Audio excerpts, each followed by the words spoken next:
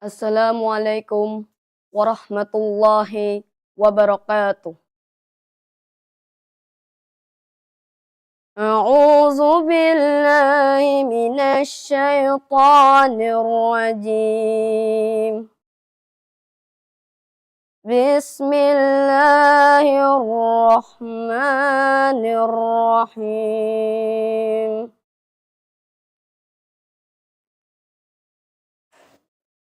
والوالدات يرضعن أولادهن حولين كاملين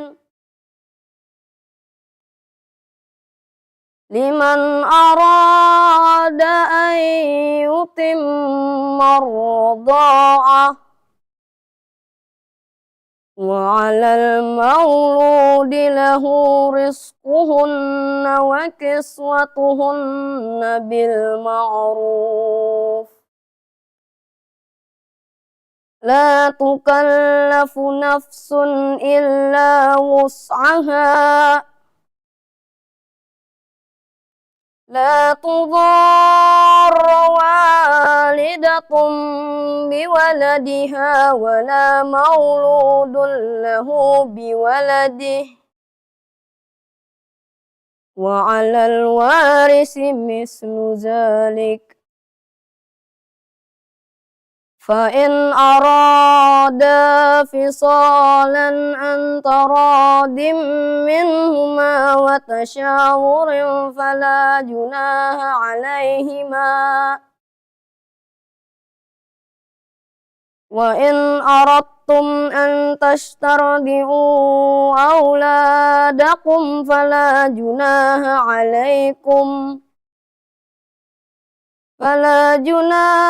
عليكم إذا سلمتم ما آتيتم بالمعروف واتقوا الله واعلموا أن الله بما تعملون بصير.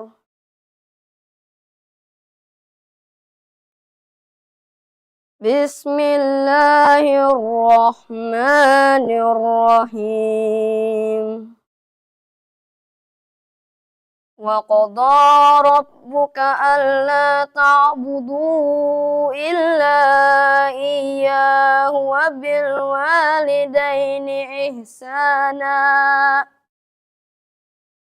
إما يبلغن عندك الكبر أحدهما أو كلاهما فلا تقل لهما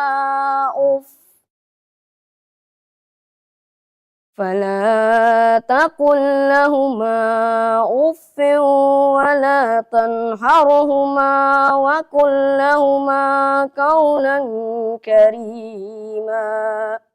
Sadaqallahul azim. Wassalamualaikum warahmatullahi wabarakatuh.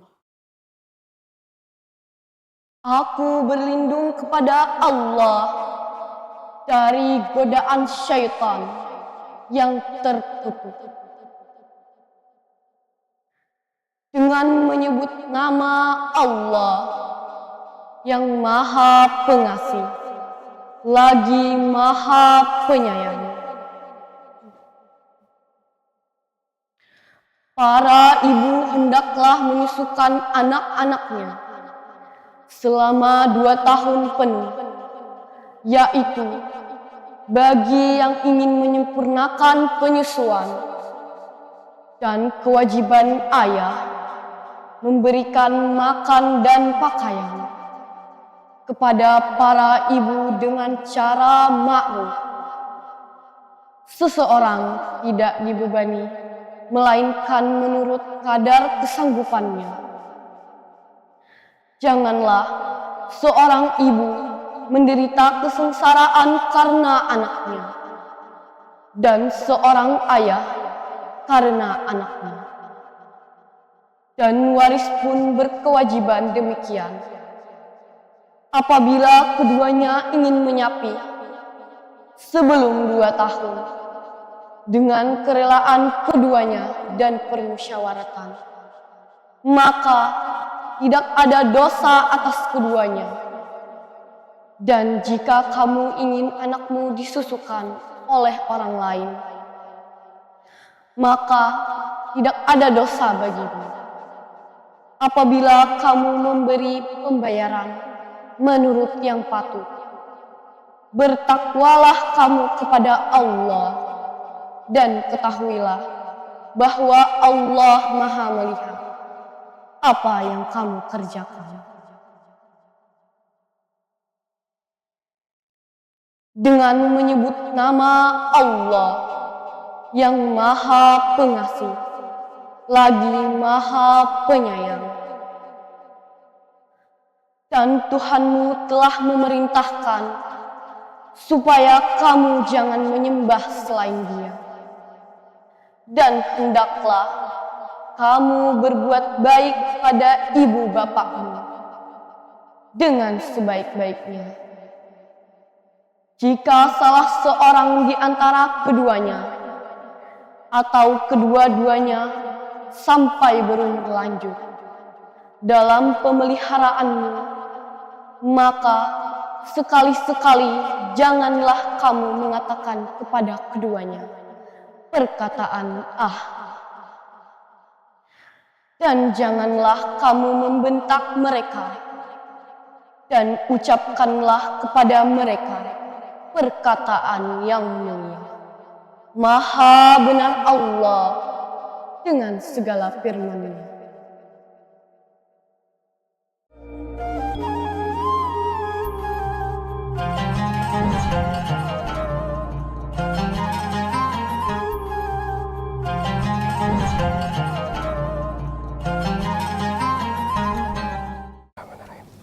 Assalamualaikum warahmatullahi wabarakatuh.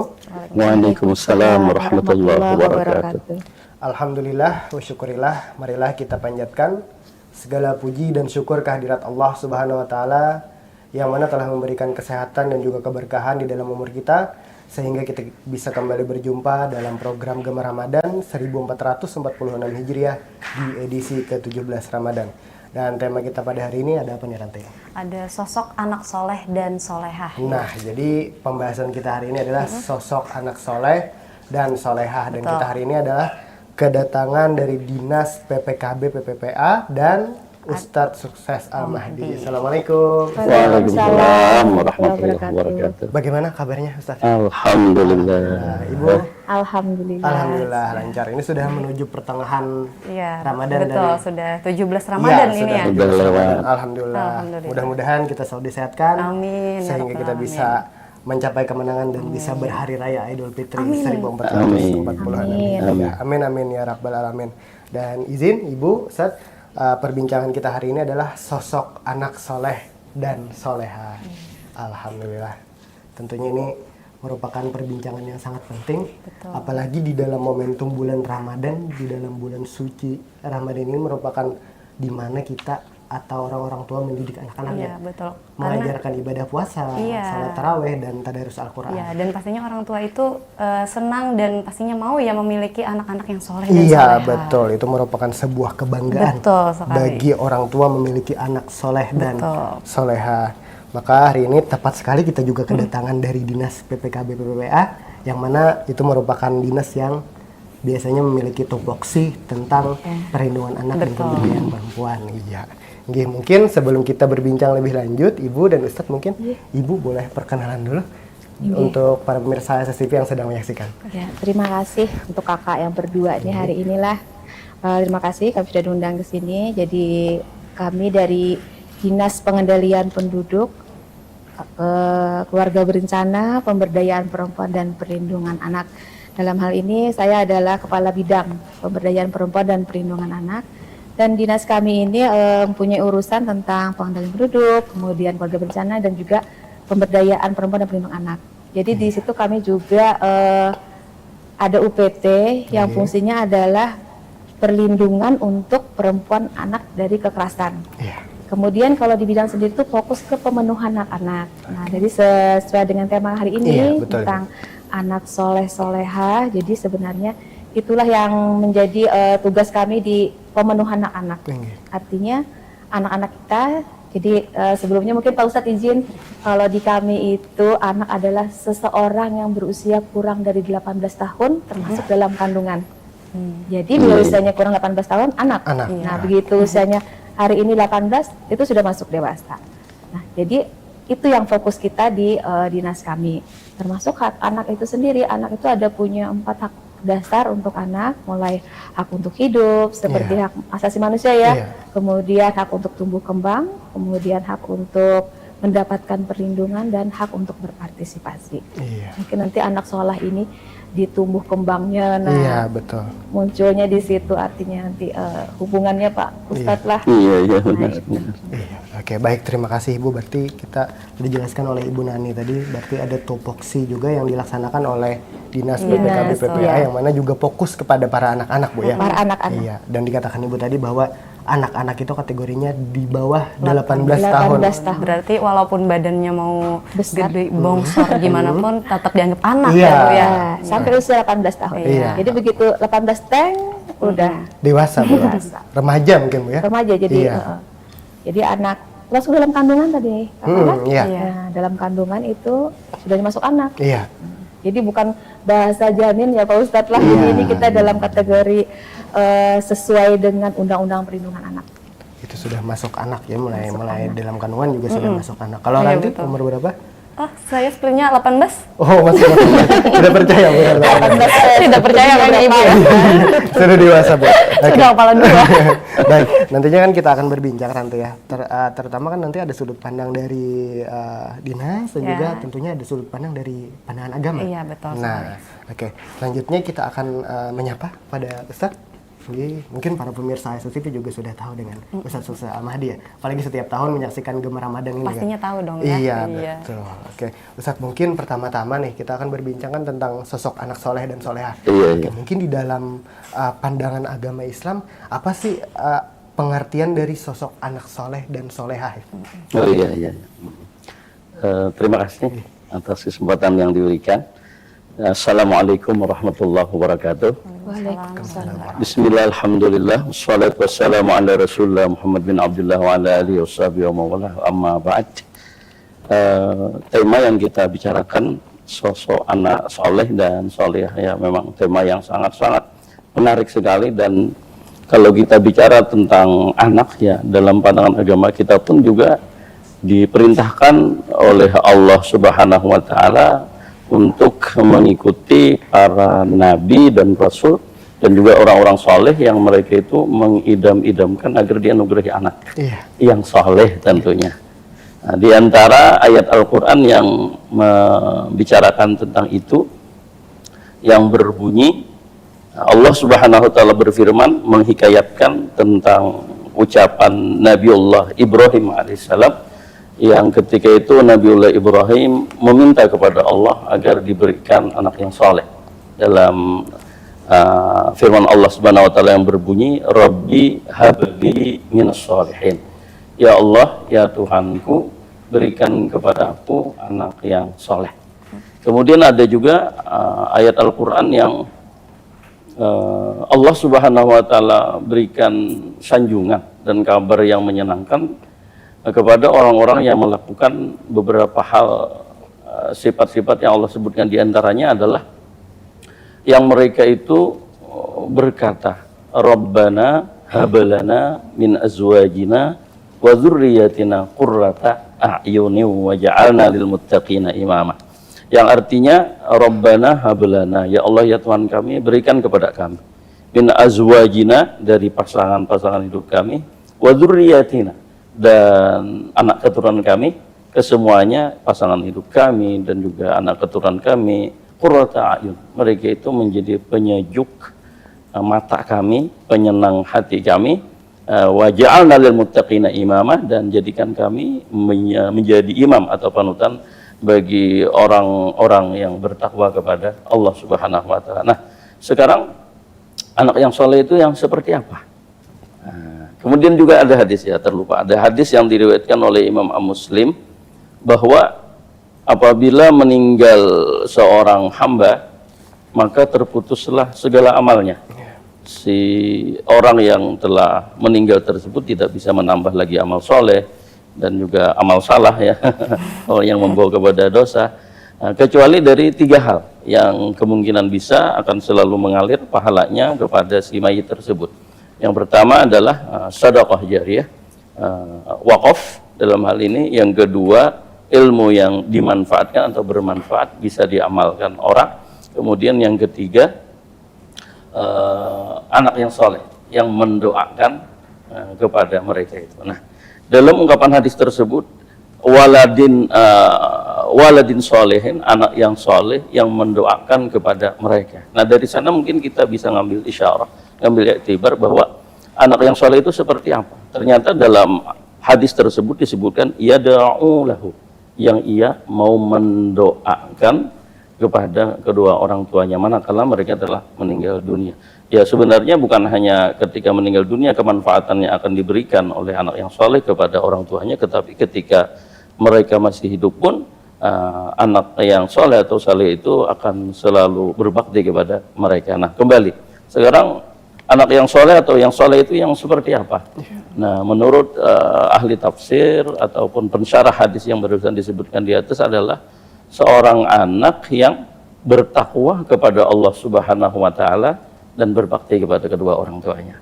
Jadi anak yang bertakwa kepada Allah sudah barang tentu melaksanakan apa-apa yang diperintahkan oleh Allah dan meninggalkan apa-apa yang dilarang oleh Allah, kemudian berbakti kepada kedua orang tuanya. Itulah yang disebut dengan kriteria anak yang soleh lagi soleha.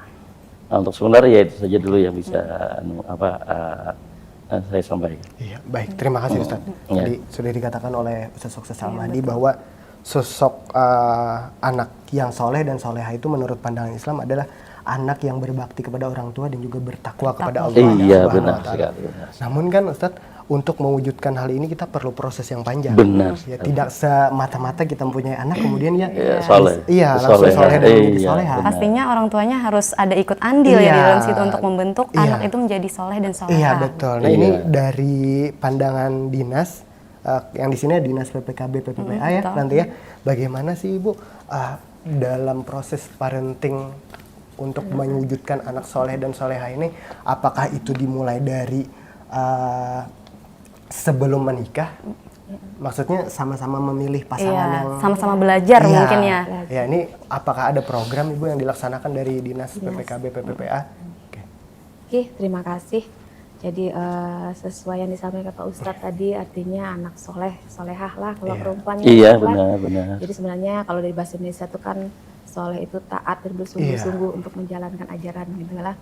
Nah, jadi kalau di Undang-Undang Perlindungan Anak khususnya pasal 19 itu ada juga kewajiban anak itu harus taat pada orang tua, kemudian anak juga mencintai keluarga, kemudian anak menjalankan ibadahnya. Nah, itu ada. Jadi artinya sejalan antara agama dan undang-undang yang berlaku di negara kita. Kemudian terkait dengan dinas kami, apakah ada ya kan edukasi untuk ke arah situ? Ya, itu bagian dari tugas kami. Edukasi itu mulai dari tempat kita tuh namanya Puspaga, Pusat Pembelajaran Keluarga. Jadi Pak Ustadz di sana ada tempat konseling atau kita konsultasi.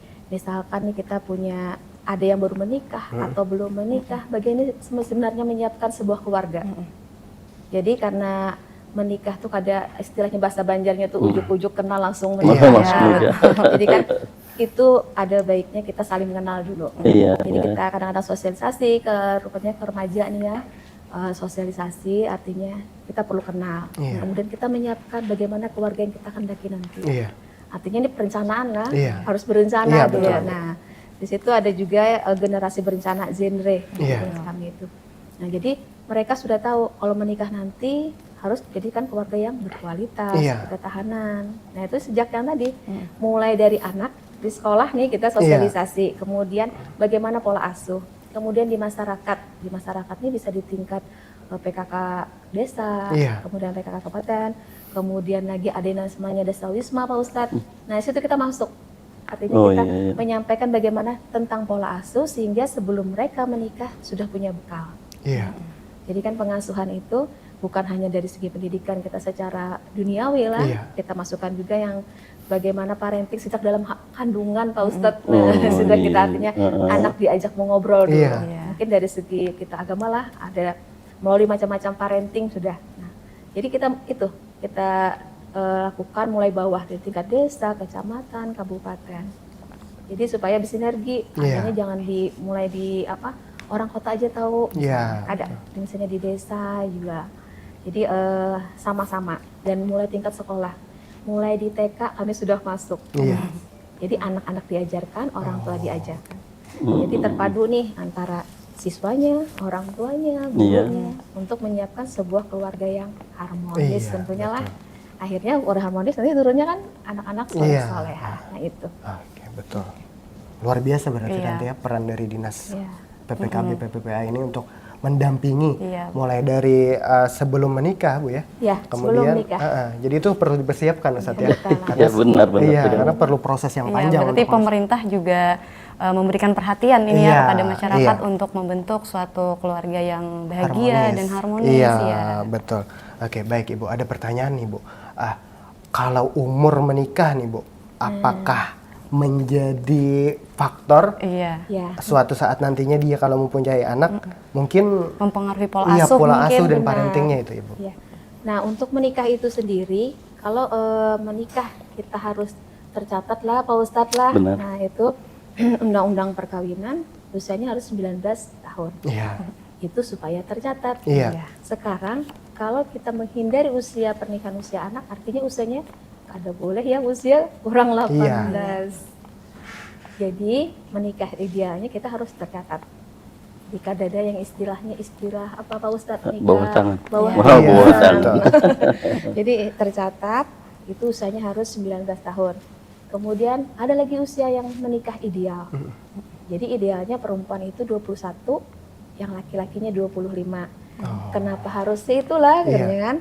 21 pertama kalau perempuan secara biologis sudah siap. Kemudian secara emosionalnya sudah siap.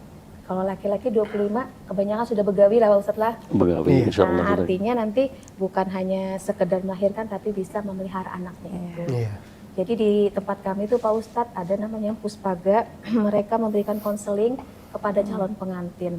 Baik itu misalnya ada biasanya dari pengadilan agama harus mendapatkan rekomendasi dari kami untuk dispensasi perkawinannya itu. Kalau usianya kurang 18 tahun mungkin karena sesuatu hal Pak Ustadz lah. Tapi kalau usianya kurang 19 juga dapat rekomendasi karena apa? Nah, tidak memenuhi syarat untuk menikah yang tercatat. Jadi ada lembaga ya kami yang menangani untuk ini persiapan menikah.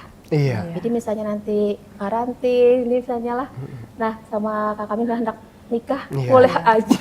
Boleh datang ke sana aja Ibu ya. Bisa langsung konseling ke tempatnya langsung Bu ya. Boleh langsung. Jam kerja, hari kerja dan gratis.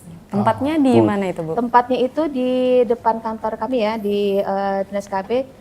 Kalau dulu tuh ex kantor PMD, jadi bersebelahan dengan Depot Adia. Jadi di situ ada namanya kantor Puspaga dan UPTD PPA. Berarti bisa datang ke sana langsung Bu ya. Nanti akan dibina nanti ya. Nanti ada dicoba IG-nya deh. juga itu, IG-nya bisa di follow itu Puspaga Rakat Mufakat. Puspaga Rakat Mufakat. Nah itu bisa mengakses Instagramnya kan? Boleh janjian dulu. Bisa nanti ke sana. Nanti dicoba deh kalau udah ada mungkin calonnya ya. Sama calonnya, jangan sama saya ya.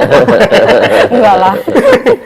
Oke, baik tadi sudah dijelaskan juga sama Ibu Nani tadi bahwa memang umur ini minimal umur ini merupakan atau menjadi faktor nanti ya. Bagaimana nantinya dia akan bisa membina keluarga dengan baik Ustaz ya. Benar. Oke. Nah Ibu, tapi kan banyak juga pandangan orang bahwa jar orang dulu ada peribahasanya kalau sudah bisa haba masaknya, sudah bisa haba lilipat bala tapas, kawah jadi dikawinakan jarang. Nah, ya itu tuh dari pandangan Pian bagaimana Ibu? Nah itu kita memang salah satu syarat lah Pak Ustadznya kalau ada baby bisa masak, nah kayak apa menyediakan untuk misalnya suami dan anak, nah itu perlu. Tapi bukan itu saja modal kita menikah. Artinya kesiapan secara emosi lebih penting. Karena apa? Mungkin Pak Ustadz sudah lama juga lah menikahnya ya, kalau Pak Ustadz pengalamannya banyak.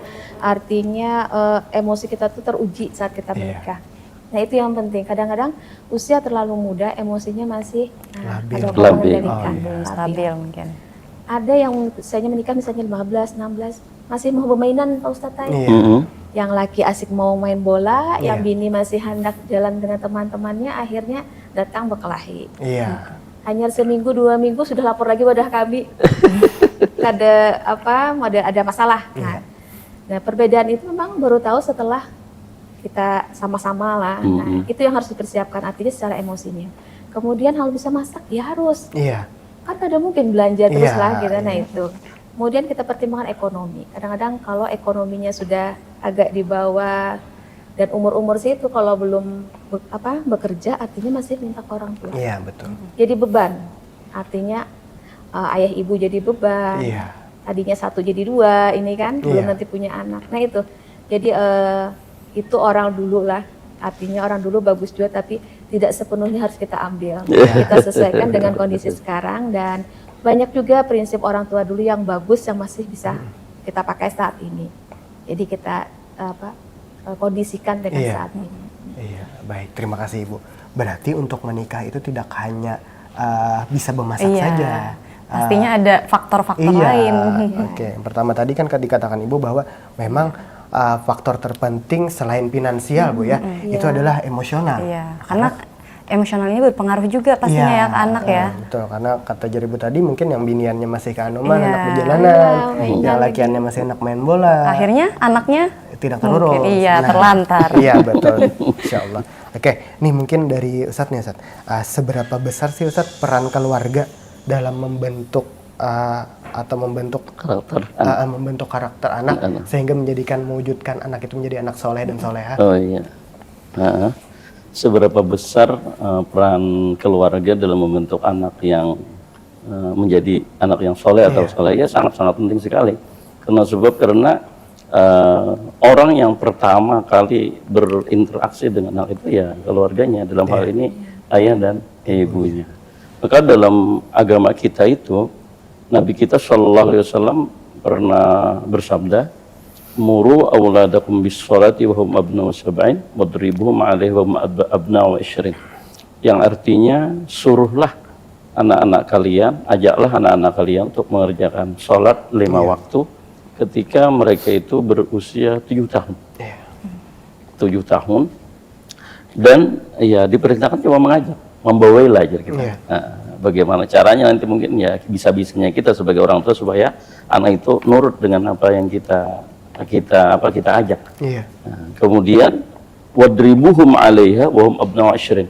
Kemudian berikan hukuman kepada anak tersebut dengan sesuatu yang bisa memberikan efek jera kalaulah tidak mau melaksanakan kewajiban agama di usia mereka itu sudah sampai 10 tahun. Nah, jadi memang ada agama itu memerintahkan kepada orang tua untuk mendidik anak, mengarahkan kepada hal yang lebih baik. Jadi dalam hal ini sholat yang Nabi kita perintahkan, kenapa sebab itu sholat secara jelas Nabi kita sebutkan, karena sholat itu kan dalam pandangan agama kita, Nabi kita sendiri katakan as-sholatu imaduddin, sholat itu tiang agama. Nah, perkara-perkara yang lainnya nanti itu pun juga sebenarnya ya disuruh juga untuk diperintahkan juga kita untuk mengajak anak kita, contohnya puasa, makanya Tuhan. Cuman ya beda dengan yang tua.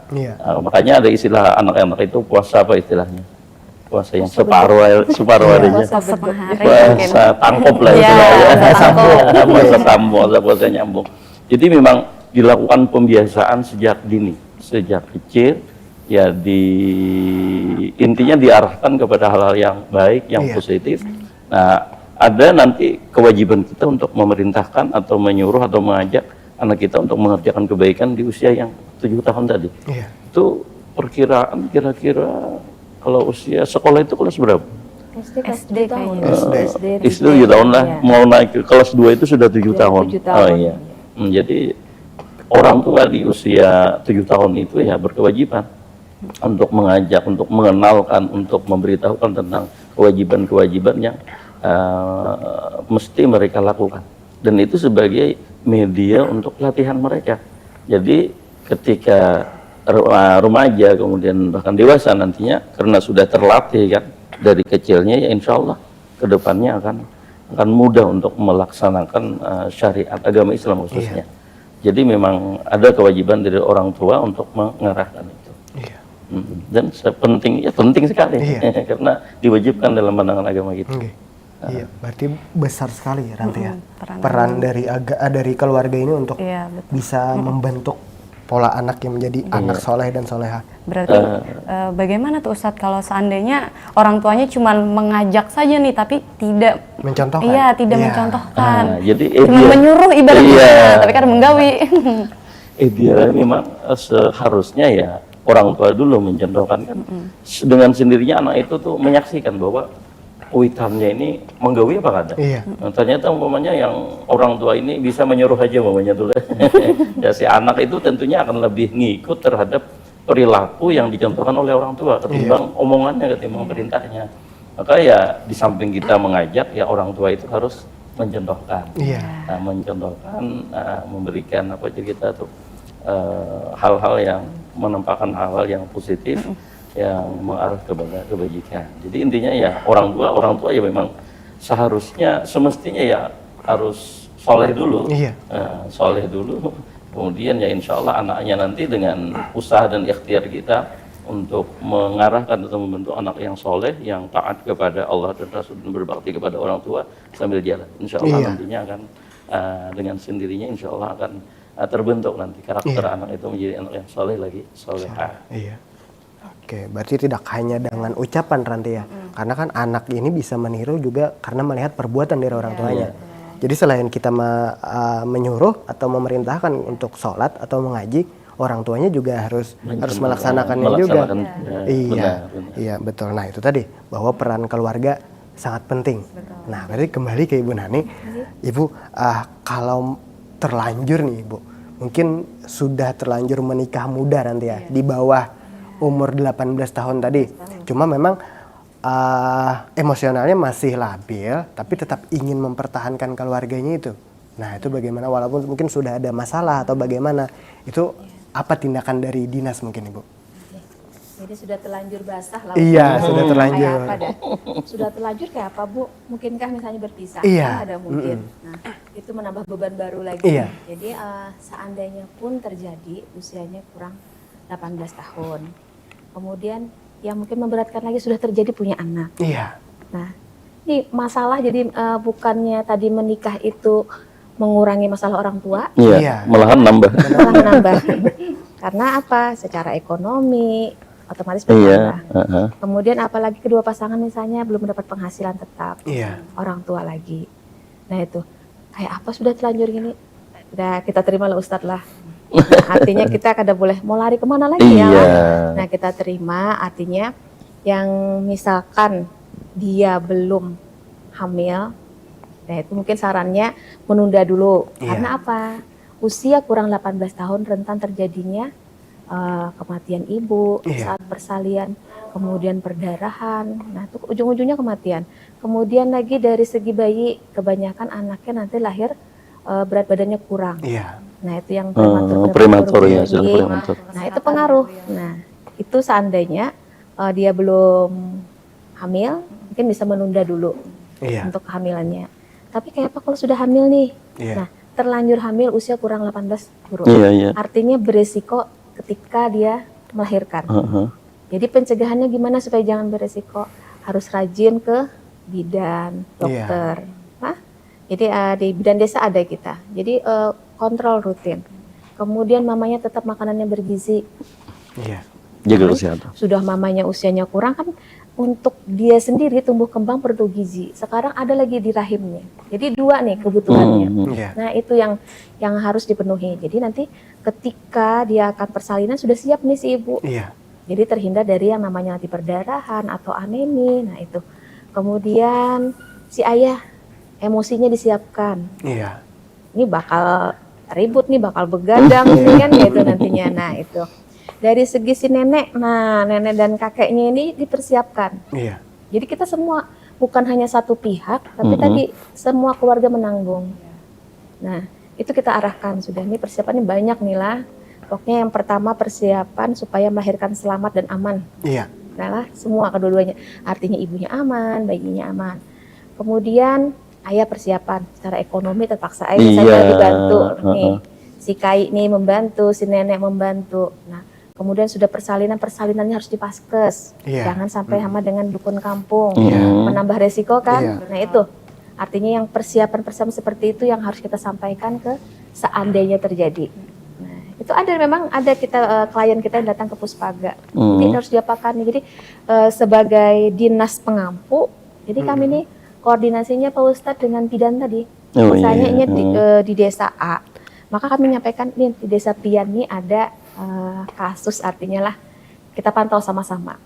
Nah, itu pun kami juga mendampingi kadang-kadang ke dokter, sampai di persalinannya kami masih memantau. Kemudian si anak lagi setelah lahir bagaimana nih untuk hak sipilnya, artinya nanti dia harus punya akte, itu kami bantu.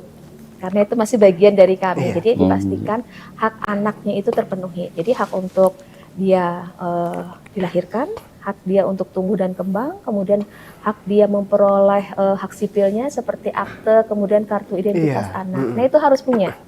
Nah itu dinas kami harus memastikan ini harus dapat nih. Nah itu yang dibantu Pak Ustadz selama ini, jadi kita dampingi. Jadi jangan sampai anak-anak di HSS ini kada bisa akte. Timbul pas mau sekolah aktenya mana kada ada gitu kan. Nah itu sebenarnya datang aja ke tempat kami, insya Allah dibantu. Nah itu tadi persiapan seandainya terjadi. Betul Ibu. Kita kan yang harus kita kampanyekan adalah mencegah perkawinan usia anak. Nah, mungkin dari Pak Ustadz juga nanti bisa membantu mengkampanyekan artinya. Nah, banyak hal yang bisa kita lakukan sebenarnya supaya kita jangan bertemu dengan masalah ini, karena ujung-ujungnya itu Pak Ustadz sampai ke stunting. Betul. Awalnya pernikahan usia anak, ya tadi karena ibunya kondisinya kurang sehat lah, anaknya kemudian lahirnya berat badannya kurang, ujung-ujungnya pola asuh, bagaimana cara merawat, makannya bagaimana, ada bisa kan, ada ngerti caranya karena masih anak-anak, akhirnya berat badan anaknya menurun. Stunting tadi. Jadi stunting yang sekarang lagi di gembar-gembar di mana stunting katanya. Nah itu salah satunya seperti itu. Jadi banyak dampaknya juga nanti ya.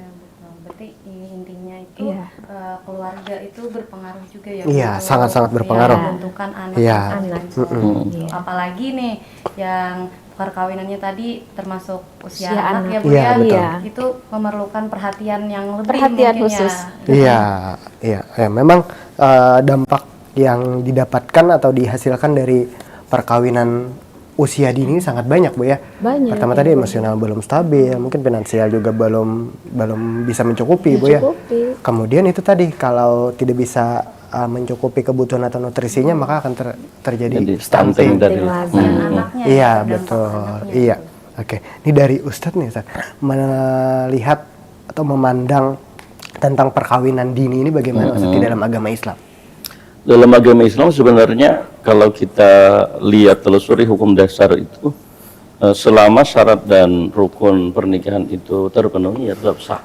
Cuman nanti ketika dilihat dari perkembangan zaman dan masa itu kan orang atau pasangan yang akan melaksanakan nikahan nanti itu dilihat nanti perkembangannya atau kasus-kasus tertentu yang mengiringinya.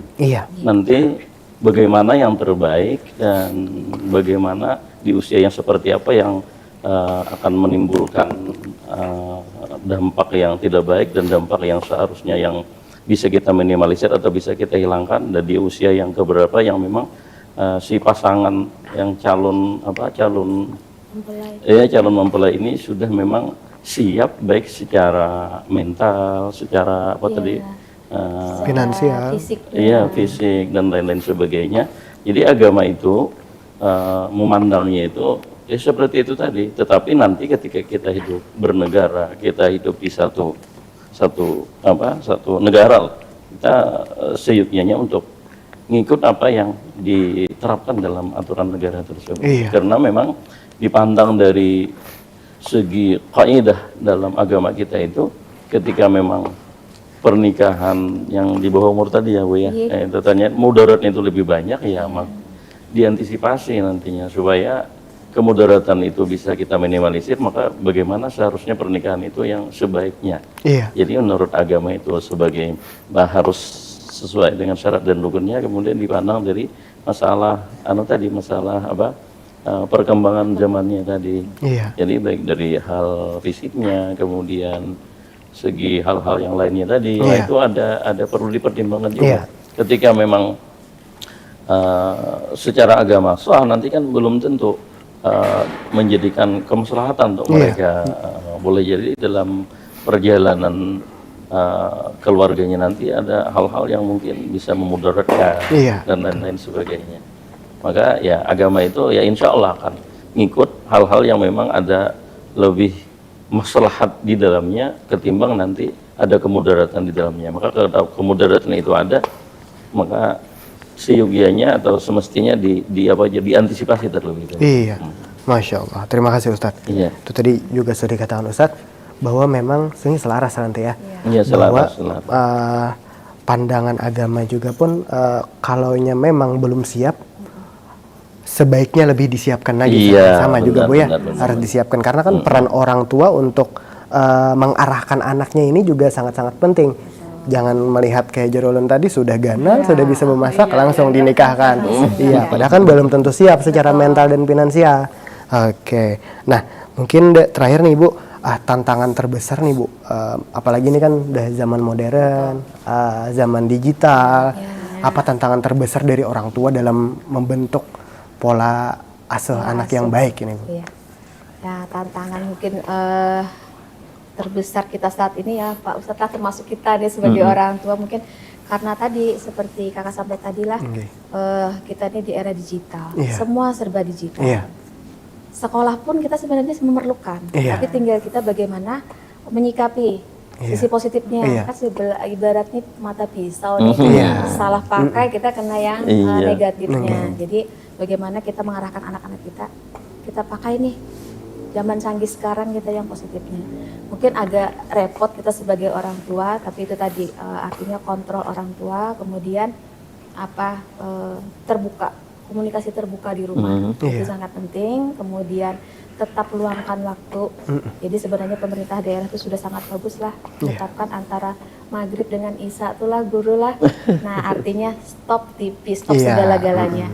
Di situ kesempatan kita ibaratnya sambil habis sholat nunggu isya, sambil bahasa orang sini kan bepandir apakah gitu kan.